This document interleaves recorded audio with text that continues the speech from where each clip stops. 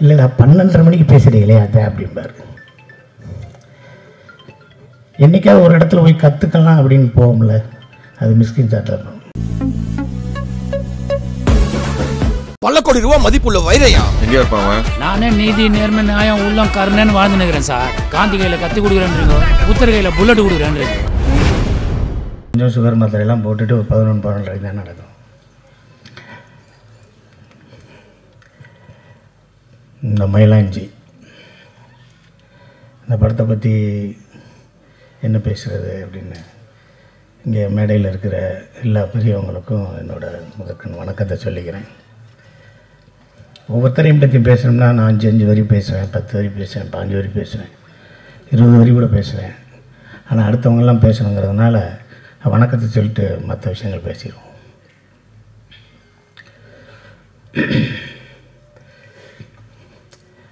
இது இந்த படத்தின் தயாரிப்பாளர் டாக்டர் அர்ஜுன் அவர்கள் என்னோட மாமா.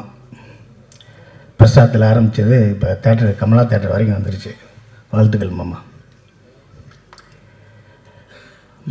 ஒரு 8 வருஷத்துக்கு முன்னாடி 10 வருஷத்துக்கு முன்னாடி என்னென்னா, நாங்கள் ஒரு எங்கள் சொந்த ஊர் வந்து சேத்தூர், ராஜபாளையம் பக்கத்தில். அங்கே எங்கள் தாத்தாவோட அப்பா காலத்திலே நாங்கள் புலம்பெயர்ந்து அங்கே சரியாக மழையெல்லாம் பெய்ய மாட்டேன்னு சொல்லிட்டு தேனி பக்கத்தில் பெரியவரத்தில் வந்து செட்டில் ஆகிட்டோம். மழை பெஞ்சாலும் பெய்யாட்டியும் நான் அந்த ஊரில் தான் இருப்பேன்னு சொல்லி அவங்க தாத்தா அவங்க அப்பாவோட சேத்தூரில் இருந்தார். அவங்க அப்பா தமிழ்நாடு டிரான்ஸ்போர்ட் கார்பரேஷனில் ஒரு டிரைவர், எங்கள் அப்பா தமிழ்நாடு டிரான்ஸ்போர்ட் கார்பரேஷனில் ஒரு கண்டக்டர், எங்கள் தாத்தா அதே டிரான்ஸ்போர்ட் கார்பரேஷனில்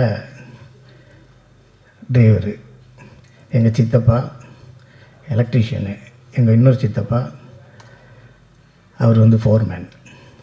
நாங்கள் ஒரு 4 பஸ் வச்சுருந்தோம். அதை வந்து டிவிஎஸ் கொடுத்தோம். டிவிஎஸ் தமிழ்நாடு எடுத்துருச்சு. அதனால் அவங்க கொண்டு போய் தமிழ்நாட்டில் இவங்க இந்த பஸ்ஸை கொடுத்துருக்காங்க, அதனால் அவங்களுக்கு வேலையை போட்டாங்க அப்படின்னு சொல்லி டிவிஎஸ் ரெக்கமெண்ட் பண்ணி அப்படியே தமிழ்நாடு கார்பரேஷனில் அந்த பஸ்ஸில் இருந்தோம். ஒரு சாதாரண டிரைவரோட பையன் பயங்கரமாக படித்து மதுரை மெடிக்கல் காலேஜில் சேர்ந்து ஒரு டாக்டர் ஆகி நான் அந்த ஊரில் தான் இருப்பேன். இந்த 10 ரூபா டாக்டர், 5 ரூபா டாக்டரு, 20 ரூபா டாக்டர்னு சொல்லுவோம்ல, அது மாதிரி டாக்டர் அர்ஜுன் சார். நீங்கள் காசே இல்லாமல் கூட நம்பிக்கையாக நீங்கள் போகலாம். ஒரு பெட் இருக்கும், படுத்துக்கலாம், எப்போ வேணாலும் மருந்து விடுவார், எப்போ வேணாலும் சாப்பிடுவார், எப்போ வேணாலும் மருந்து கொடுப்பார். அவர் கோயிலுக்கு போனதா சரித்திரமே கிடையாது. சாமியை பற்றி பேசின சரித்திரமே கிடையாது. அப்பா அம்மா பாரதியார் வள்ளுவர் அவ்வளோதான், கம்பர். அவரை ஹோட்டலில் சாப்பிட்டு அவரை உட்கார வச்சு ஹோட்டலில் சாப்பிட்ற மாதிரி ஒரு போட்டோவை காமிச்சிட்டேன்னா நான் உங்களுக்கு 1 லட்ச ரூபா தரேன். இப்போ கீழே வச்சுருக்க தண்ணி எடுத்து அவர் 1 மடக்கு குடிச்சிட்டாருன்னா உங்களுக்கு 2 லட்ச ரூபா தரேன். ஏசிலே கொண்டு போய் 3 மணி நேரம் உட்கார வச்சுட்டேன்னா 4 லட்ச ரூபா தரேன்.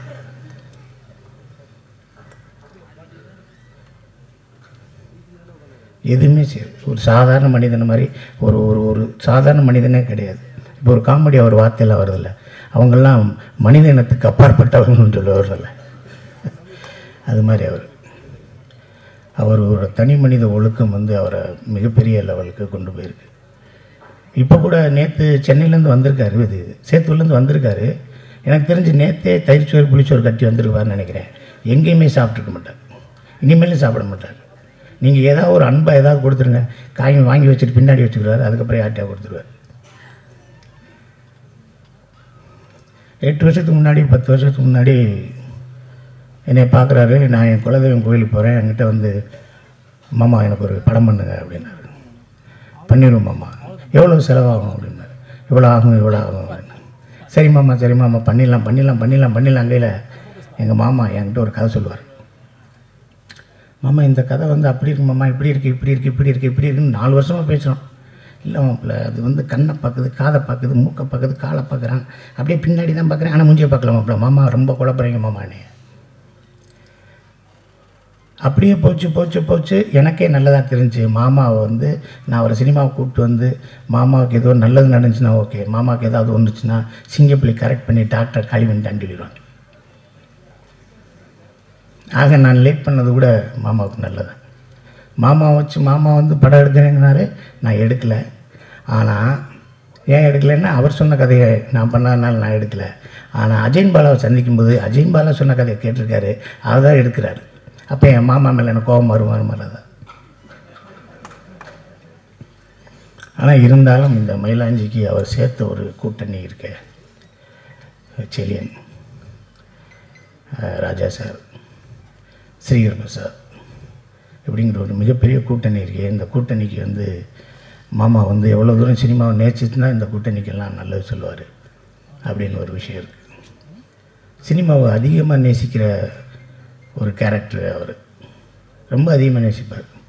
நான் அவரை பார்த்தேன்னா, மாமா மண்டவலிக்கு என்ன மருந்து கொடுக்குறைய, கை கால் வலுப்புக்கு என்ன செய்கிறது, தூக்க வரலையில் என்ன செய்யலாம், தண்ணி அடிக்காமல் இருக்க என்ன செய்கிறது, அப்படி இப்படிலாம் நம்ம கேட்போம்.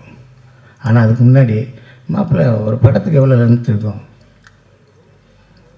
இந்த சீனை எப்படி எடிட் பண்ணுறாங்க, இந்த சீனை எப்படி டப் பண்ணுறாங்க, இந்த விஷுவல்ஸ் எல்லாம் எப்படி பண்ணுறாங்க, இது எந்த கேமராவில் எடுக்கிறாங்க, என்ன ஏது அப்படிங்கிறத டெய்லி கேட்டுகிட்டே இருப்பார். எங்கள் வீட்டிலே சொல்லுவாங்க, எவ்வளோ நேரங்கள் 1 மணி நேரமாக ஒரு ஆள் கூட பேசுவீங்க, யார் கூட பேசுவீங்க அப்படின்னா தயாரிப்பாளர் டாக்டர் அர்ஜுன் அவர்களோட தான் பேசுவார். நைட்டு 10 மணிக்கு பேச ஆரம்பித்தா 11 மணி வரைக்கும் 12 மணி வரைக்கும் பேசுவார். நிறையா பேசுவோம். மாமாவை எப்படியாவது சினிமாவில் இழுத்து விடணும் போது அப்படின்னு சொல்லிட்டு காதர் பச்சா முத்துராமலிங்கங்கிற படத்தில் ஒரு ஜட்ஜு கேரக்டர் முத்தியாட்டை சொல்லி, வாங்க மாமா அப்படின்னு, எப்போ மாப்பிள்ளை வரணும்னா 5 மணிக்கு வாங்க மாமா காலையில், நீங்கள் அங்கேருந்து வரணும் அப்படின்னு, கொஞ்சம் லேட் ஆகிடும் வாங்க, உங்களுக்கு தான் ஃபர்ஸ்ட் ஷாட்னு 5:30 வந்துட்டார். நம்ம ஆளுங்க மதியானம் தான் எடுத்தாங்க, ஒரு 1:30 மணிக்கு தான் எடுத்தாங்க. மாப்பிள்ளை 5 மணிலேருந்து வந்துருக்கேன், மாமா சாப்பிடுங்க மாமான்னு. அப்புறமேல் டப்புன்னு போய் காருக்குள்ளே உட்காந்து அதை டிஃபன்லேருந்து அதை சாப்பிட்டேன், அதை மட்டும் சொல்லும்பார். இல்லைடா 12:30 மணிக்கு பேசுகிறீங்களே அதை அப்படிம்பார். என்றைக்காவது ஒரு இடத்துல போய் கற்றுக்கலாம் அப்படின்னு போகும்ல, அது மிஸ்கின் சாட்டில் இருக்கும். நான் சைக்கோவில் பண்ணேன். ஒரு சைக்கோவில் அந்த த்ரில்லர் கேரக்டரை விரட்டி போகையில், என்னை காரை விட்டு இறங்க போகையில் ஒரு சின்ன சீக்வன்ஸ் சைலண்ட்டாக இருக்கும். அப்போ தேட்டர் ஆடியன்ஸ் எல்லாம் கற்றுனாங்க, சிங்கப்புலி இறங்கிறாத உன்னை கொன்றுவான், சிங்கப்புலி இறங்கிறாத கொன்றுவான்னாங்க. நான் இறங்கினேன், அதே மாதிரி அந்த சீக்வன்ஸில் என்னை காலி பண்ணிடுவாங்க. அப்போ சொன்னாங்க தேட்டரில், இறங்காத கொன்றுவான்னு சொன்னேன்னு சொன்னாங்க. அதே ஆளுக்கு தான் 2.5 வருஷம் கழிச்சு மகாராஜா படம் பார்த்தாங்க. படம் பார்த்துக்கிட்டு இருக்கையில் என்னை பற்றி தெரிஞ்சோன்னே, இன்னமாடா நிற்கிற அவனை கொள்றான்னு. அதே 100 ரூபா கொடுத்தேன்னா இங்கே 120 ரூபா கொடுத்து என்னை கொள்ள சொன்னாங்க. ஒரு பெட்டி நிறையா கோயம்புத்தூரில் இருக்க எல்லா மாலுக்கும் கூப்பிட்டு போகிறார். இந்த கேப் உனக்கு பிடிக்குதான்னு 10 கேப் வாங்குறாரு. அந்த கேப்பு மொத்தமே ஒரு 5000 ரூபா ஆயிடுச்சு. கோட் வாங்குறாரு, ஷர்ட் வாங்குறாரு, ஷூ வாங்குறாரு. இல்லை பேசாமல் இருங்க, உங்களை நான் அழகாக காட்ட போகிறேன்னாரு. அதில் வெற்றி பெற்றாரா சரியான எனக்கு தெரியல, நம்ம அழகாக இருந்தால் தானே இருக்கும். ஆனால் என்னை வச்சு அந்த சைக்கோ படத்தில் ஒரு நல்ல கேரக்டர் விட்டார். தினமும் ஷூட்டிங் முடிஞ்சோடனே, சிங்கப்பிள்ளை நான் ஒரு கை தட்டுங்க அப்படின்னாரு. ஷூட்டிங் முடிஞ்சோடனே, நான் இன்றைக்கி உங்களுக்கு முடிஞ்சிச்சுன்னே போயிட்டு வாங்கினேன் நல்லபடியான. போய் ஏறினேன், காஸ்டியூமர் ஒரு பெட்டியோடு வர்றார், பெரிய பெட்டியோடு. நான் போட்டிருந்த பேண்ட்டு, சட்டை, டிஷர்ட்டு, ஷார்ட்ஸு, கீட்ஸு, கேப்பு இப்போ எல்லாத்தையும் வச்சு, அண்ணே உங்களுக்கு கொண்டு போய் சொன்னார். இல்லை சார், ப்ரொடக்ஷன் ஹவுஸ் ஆரம்பிச்சிட்டாரு, அவருக்கு நிறைய தேவைப்படும், அவரை வச்சுக்கிற சொல்லுங்கள், எனக்கு வேணாம், ஒரு அடையாளத்துக்கு 2 சட்டை எடுத்துருவார். இல்லை சார், அவர்கிட்ட பேச முடியாது சார், காரில் ஏறி போயிட்டே இருங்க. இந்த ஒவ்வொரு நிகழ்வும் தான் நம்மளை சினிமாவில் இன்னமும் இருக்க செய்யுது. இந்த படத்தை எடுத்த தயாரிப்பாளர் அர்ஜுன் சார் அவர்களுக்கு, எங்கள் மாமா அவர்களுக்கும் எல்லாருக்கும் நான் நன்றியை சொல்லிக்கிறேன். லால்குடி இளையராஜா இந்த படத்தில், நாடு படத்தில் வேலை பார்த்தோம், இந்த படத்தில் வேலை பார்த்தோம். எனக்கு தெரிஞ்சு லால்குடி இளையராஜா வந்து நேர்மையின் மறுவுருவம். ஏதாவது ஒரு விஷயத்தை சொல்லி, இந்த செட்டை போடுங்க, இந்த செட்டை போடுங்கன்னா, இந்த செட்டுக்கு இவ்வளோ தான் ஆகும், நீங்களே வந்து செலவழிங்க, நீங்களே பார்த்துங்க, எனக்கு 5 பைசா தேவையில்லை அப்படின்னு சொல்லக்கூடிய ஒரு மிகப்பெரிய ஆள் எங்கள் அண்ணன் தனஞ்ச அண்ணன் ஆர்.வி. சார் அவர்களுக்கும், பேரரசு அவர்களுக்கும், எல்லாருக்கும், அம்மா அவர்களுக்கும் எல்லாருக்கும் நன்றியை சொல்லிக்கிறேன். இந்த படத்தை ஊடகவியல் எல்லோரும் சேர்ந்து ஒரு நல்ல நிலைக்கு, ஒரு உன்னதமான ஒரு விஷயமாக கொண்டு போங்க. எழுத்தாளர் கல்கி சொன்ன மாதிரி, ஒரு நல்ல விஷயத்தை எல்லாரும் பார்க்கணுங்கிறதுக்காக நல்லபடியாக எழுதுங்க. ஒரு கெட்ட விஷயத்தை எல்லாருக்கும் போய் சேரக்கூடாதுங்கிறதுக்காக அதுக்கு பொங்கி எழுந்து கூட தவற சுட்டி காட்டுங்க என்று சொல்லி இந்த வாய்ப்புக்கு நன்றி கூறி அமர்கிறேன். நன்றி. ஒரு மரியாதை கிடைச்சது. ராஜா சார் மியூசிக் பண்ணுறாருன்னா திருநெல்வேலியிலேருந்து அட்வான்ஸ் வந்துடும், கோயம்புத்தூர்லேருந்து அட்வான்ஸ் வந்துடும். என்ன ஒரு ஆளுமை சார்! டைரக்டரை பற்றி கவலைப்படல, கதையை பற்றி கவலைப்படல, ஹீரோக்களை பற்றி கவலைப்படல. அப்படி ஒரு இண்டஸ்ட்ரியை தன்னுடைய இசையால் அப்படி கட்டுக்குள் வைத்திருந்த ஒரே தலைவன், தமிழ் திரை உலகத்தின் தலைவன், நாயகன், இசை ஞானி இளையராஜா தான். அவர் இசையமைப்புக்கு நம்ம வந்து சொல்ல வேண்டியதே இல்லை. நிச்சயமாக அவர் இந்த படத்திற்கு என்ன தேவையோ அதை தந்திருப்பார். அது மாதிரி 2 புதுமுகங்கள். உங்களுக்கு ஒரு மிக உயர்ந்த இடத்தை, ஏன்னா தயாரிப்பாளர் சொல்லும்போதே சொன்னார், இந்த பொண்ணு ரொம்ப நல்லா நடிச்சிருக்காங்க, தம்பி நல்லா நடிச்சிருக்காங்கன்ட்டு. அவர்கள் இருவருக்கும் எங்களது மனமார்ந்த வாழ்த்துக்களை தெரிவித்துக் கொள்கிறேன். அது மட்டுமல்ல, ஒளிப்பதிவாளரும் சரி, எடிட்டரும் சரி, மற்றும் இந்த திரைப்படத்திலே பல காரணங்களால் ரொம்ப டிலே ஆயிடுச்சோ ஏஜென் அவ்வளவு நாள் இவர் கூட பயணம் செய்து ஒரு இயக்குனருக்கு முழுமையான ஆதரவை வழங்கிய இணை இயக்குனர்கள், துணை இயக்குனர்கள் அனைவருக்கும் எனது மனமார்ந்த வாழ்த்துக்களை தெரிவித்துக் கொள்கிறேன். ஏன்னா ஒரு படத்துக்கு என்னதான் ஒரு டைரக்டர் இருந்தாலும் கரெக்டான அசிஸ்டன்ட் டைரக்டர் இருந்தால் தான் அந்த படம் உருப்படியாக வரும். ஸோ அசிஸ்டன்ட் டைரக்டர்களுக்கு யாருமே இல்லை போட்டு கைத்தட்ட மாட்டேன்றீங்க. பாவம், கைத்தட்டுறது கூட உங்களால் முடியாமல் உட்காந்துருக்கீங்கன்னு நினைக்கிறேன். ஏயா சொல்லு. அஜயன் பாலா ஒரு புண்ணு சிரிப்பு தான், ஜாஸ்தி பேச மாட்டார். ஆனால் பேசினா கருத்தாளத்தோடு தான் பேசுவார். உன்னுடைய நல்ல இதயத்துக்கு இந்த படம் மிகப்பெரிய வெற்றி படமாக அமையும். நீங்கள் எப்போவோ ஜெயிச்சிருக்க வேண்டிய ஆள். Late but never. அதே போல் அண்ணன் கங்கை அமரன் வந்திருக்கிறது இதில் மிக சிறப்பான விஷயம். ஏன்னா இளையராஜாவையே பார்க்குற மாதிரி இருக்குது. இந்த மேடையில் இசைஞானி இல்லாத குறையை தீர்க்க எங்கள் அண்ணன் வந்திருக்காரு. ஏண்ணே?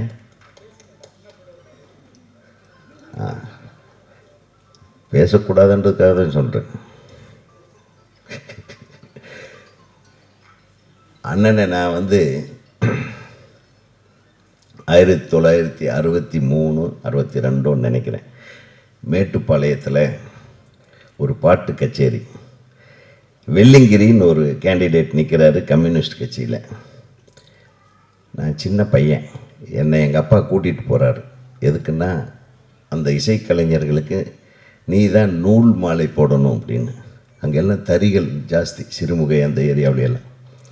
சிவப்பு கலரில் அந்த தறி நூல் அப்படியே எடுத்துக்கொண்டாந்து எல்லாத்துக்கும் மாலை போட சொன்னாங்க. அதில் யாருன்னே தெரியாது எனக்கு. அதுதான் பாவலர் வரதராஜன் அவர்களுடைய குழு. அந்த குழுவுக்கு 1963 நான் வந்து 6 வயசு பையனாக இருக்கும்போது மாலை போட்டிருக்கேன் இவருக்கு. அந்த மாலையினுடைய வெற்றின்னு. ஸோ இது நிறைய கதைகள் இருக்குது. ஸோ ஒவ்வொருத்தர் அவங்க கதையை பேசினாங்க. நான் பேசினா கிட்டத்தட்ட 2-3 மணி நேரம் ஆகும்.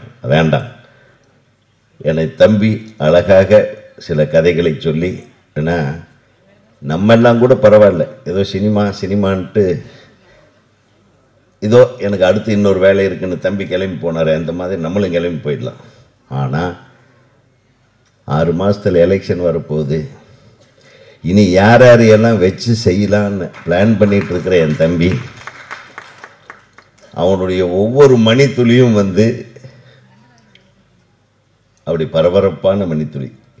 அவர் பேச்சு பரபரப்பு, அவருடைய நடை உடையும் பரபரப்பு, அவர் செய்யும் செயல்கள் அனைத்தும் பரபரப்பு. அப்படி பரபரப்பாக இயக்கி கொண்டிருக்கின்ற எங்கள் இயக்குனர் சங்கத்தின் மதிப்புமிகு உறுப்பினர் எனது அன்பு தம்பி சீமான் அவர்கள் பேசுவதை கேட்பதற்காகத்தான் நானும் வெயிட் பண்ணிகிட்ருக்கேன். ஏன்னா சீமான் வந்து மனசில் ஒன்று வச்சுக்கிட்டு வெளியே ஒன்று பேசுகிற ஆள் கிடையாது. என்னை பொறுத்தவரை நான் பல நாட்களாக நான் வந்து ஃபாலோ பண்ணிகிட்ருக்கேன். அன்னைக்கு என்ன இம்பார்ட்டண்ட்டோ அன்னைக்கு எதுக்கு எப்படி சப்போர்ட்டிவாக இருக்கணும் அன்னைக்கு அது சப்போர்ட்டாக இருப்பார். ஸோ இந்த படத்துக்கு எந்த அளவுக்கு நம்ம தனஞ்சயன் சார் கேட்டார், அதெல்லாம் ஒரு பிரச்சனையே கிடையாது. படம் பார்த்துட்டான்னா அவரை விட ஒவ்வொரு இடத்துலையும் படத்தை பற்றி பேசக்கூடிய ஆள் வேறு யாரும் கிடையாது. ஏன்னா சினிமாவத்தை மிக மிக உயர்வான ஒரு ஒரு ஒரு கலைப்படைப்பை நேசிக்கக்கூடிய ஒரு அற்புதமான தம்பி சீமான் அவர்கள். தமிழுக்கு கிடைத்த ஒரு பொக்கிஷம். நீங்கள் பேசணுக்கண்ணே, அதுக்காக தான் நான் இத்தோடு இந்த வாழ்த்துக்கு போகிறீங்கன்னு நான் எதிர்பார்த்துட்டு இருக்கேன். மற்றவங்களுக்குலாம் அப்படி போற்றி புகழ்ந்து வார்த்தையெல்லாம் பேசுகிறீங்களே, எனக்கு என்ன பேச போகிறீங்கன்னு நினச்சா விட்டு விடுறீங்களே. ஓகே, நன்றி. ஏன்னா நிகழ்ச்சி நேரம் நீண்டு கொண்டே போவதால் நிறைய வேலையை வைத்துக்கொண்டு நமக்கு ஒன்றும் வேலை கிடையாது, பேசாமல் உட்காரலாம். ஆனால் எங்கள் அருமைக்குரிய பிள்ளையை நினச்சா அவர் எத்தனை புராணங்கள் விட்டு வந்திருக்காரோ நமக்கு தெரியாது. அந்த மாதிரி அருமையான அவரை எழுதுகிறோம், அக்கறை எடுத்து வந்திருக்காருன்னா அந்த படத்து மேலே அவருக்கு எவ்வளோ ஆசை இருக்குங்கிறத நம்ம புரிஞ்சுக்கணும். இவ்வளோ நேரம் உட்காந்துருக்காருன்னா அந்த ஆசையும் புரிஞ்சுக்கணும். நீங்கள் நிஜமாவே ரொம்ப சந்தோஷமான ஒரு விஷயம். இங்கே பார்க்குறது எல்லாமே மனசுக்கு மகிழ்ச்சியான ஒரு விஷயமாக இருக்கிறது. அப்பா அப்பா அப்பா அப்பா அப்பான்னு கூப்பிடக்கூடிய 2 பிள்ளைங்க இன்றைக்கி இங்கே வந்தது. டைரக்டர் வரும் சீமான் அவர்களும் அப்பா அப்பா அப்பாவை தவிர வேறு ஒன்றும் கிடையாது. அப்பா அவர் பெரியப்பா, நான் சித்தப்பா, அந்த மாதிரி. அதே மாதிரி பார்த்தா எங்கள் உறவு முறையில் எங்கள் ஊர் மாப்பிள்ளை ஆர் உதயகுமார் அவர்கள், அவர் சின்ன வயசில் எனக்கு மாலை போட்டேன்னு சொல்லி சொன்னார். நிஜம்தான். அவங்க ஊரில் எல்லாம் போய் பாடினவங்க நாங்கள். கம்யூனிஸ்ட் கட்சியின் சார்பாக அரசியல் பாடல்களை பாடியவர்கள் நாங்கள். டாக்டரை பற்றி சொல்லணுன்னா மனநிலை சரியில்லாதவர்களை சரி செய்யக்கூடியவர் சொன்னார். எனக்கு கொஞ்சம் மனநிலை சரியில்லை, சரி பண்ணணும். நிஜமாவே என்னென்னா தான் பெரிய டைரக்டராக ஆகிட்டு இல்லை வேண்டாம் நீங்கள் டைரக்டர்லாம் ஒன்று சேர்ந்துங்க, நான் டைரக்ட் பண்ண மாட்டேன் அப்படின்னு சொல்லி ஒதுங்கி இருக்கிறாரோ உதயகுமார் அவர்கள் என்று நினைத்து கொண்டு. ஏன்னா நல்ல வெற்றி படங்கள்லாம் கொடுத்தவர். அவங்களாம் நிறைய வெற்றி படம். ஏன் போய் யூனியனில் உட்காந்துட்டு படம் எடுக்க மாட்டேங்க? உங்களுக்கு சிந்தனைலாம் போச்சா என்னாச்சு எனக்கு தெரியல. நிறைய கதைகள் வச்சுருக்கீங்க, நிறைய மியூசிக் வச்சுருக்கீங்க, நிறைய பாட்டு எழுதக்கூடியவங்க, நிறைய அறிவுள்ளவர்கள், ஆற்றல் உள்ளவர்கள். நீங்களும் சரி, ஆர் உதயகுமார் சரி, அது நம்ம செல்வமணி சரி, நிறைய வெற்றிகள் படங்கள் கொடுத்தவங்க. ஏன் இப்படி உட்காந்துருக்குறீங்க, ஏன் படத்தை பண்ண மாட்டேங்கிறீங்க அப்படிங்கிற கேள்வி எனக்கு ஒன்று உண்டு. அந்த கேள்வி போட்டால் பதில் நீங்கள் அப்புறம் சொல்லி நல்ல படங்களை எடுத்துக்கொள்ளுங்க. நான் அதிக நேரம் பேச போவதில்லை. சார் வந்திருக்காரு, தினகரன் சார் வந்திருக்காரு. நாங்கள்லாம் மாதத்துக்கு 2 மாதத்துக்கு ஒரு தடவை சந்திக்கக்கூடிய ஒரு குரூப்பில் நாங்கள்லாம் ஒன்றா இருக்கிறோம். அதே பெரிய சந்தோஷம். ஹீரோயினையும் பார்த்தா ரொம்ப நல்ல படத்தில் ரொம்ப நல்லா பண்ணிருக்காங்க. அண்ணனுடைய ஒரு அண்ணன்ட்ட நேற்று சொன்னேன், அண்ணா நான் இன்னைக்கு ஏதுமா கேமரா இதுதானா அங்கேயா? ஓ நீங்கள் வந்திருக்கீங்களா? அதான் கலாட்டா பிடிச்சாலும் நீங்கள் வராமல் இருக்க மாட்டேங்கிறீங்க. சார் கேமரா பார்த்து பேசுகிறேன் சார், இந்த கேமரா இல்லை. ஓகே, இதனால் செய்து கொள்வது என்னவென்றால் இந்த நிகழ்ச்சிக்கு நாங்கள் வந்திருக்கிறோம். எங்கள் மனமாற பாராட்டக்கூடிய இந்த மயிலாஞ்சி படம் வெற்றி பெறணும் அப்படிங்கிறது எங்களுக்கெல்லாம் ஆசை. அது நிஜமாக ஒன்று. இன்றைக்கி என்ன நாள்னு சொன்னால், இன்றைக்கி நிச்சயதார்த்தம் பண்ணக்கூடிய ஒரு நாள். இன்றைக்கி நிச்சயதார்த்தம் பண்ணுறோம்.